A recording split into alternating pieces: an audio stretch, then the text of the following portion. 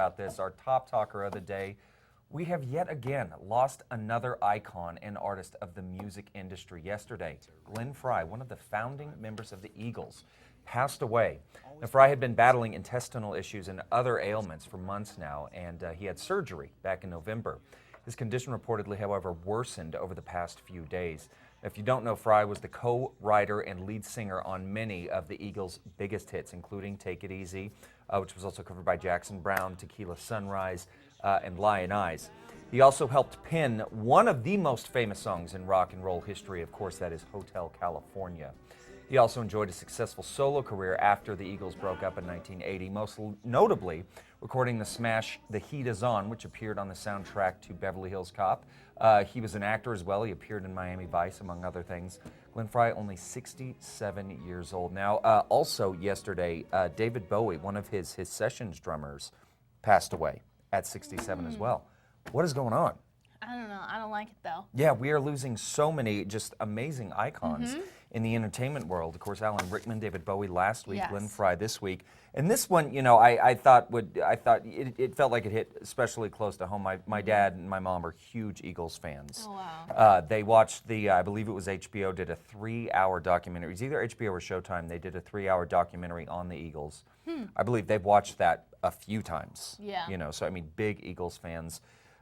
You look at the canon of work that Glenn Frey has done over the years, and it is astounding. Some of the biggest hits in the last 30, 40 years. I think it is one of those bands, too, definitely multi-generational. You know, everyone, I feel like, well, I would say most people at least have heard of the Eagles, and then, of course, Hotel California. I mean, that is everywhere. It's on, if you haven't heard or grew up with it, now it's on Rock Band, you know, all the kids are playing it. So definitely a big loss. And a lot of other artists, like you were saying, have reached out on social media saying, you know, he was a big influence in my life. I know this morning I saw Tim McGraw posted something, and you wouldn't really think that those two would be connected. Yeah, it's funny because the Eagles, for a while, when they first came out, a lot of people, and now we don't think of anything as rock country being a crossover, right? I mean, that's commonplace, right? Yes. But when the Eagles first came out in the 1970s, it wasn't as big a thing, and so a lot of people said, well, they're just this kind of flash in the pan kind of, you know, it's this, you know, rock country kind of weird thing, and it was very odd to a lot of critics back in the day.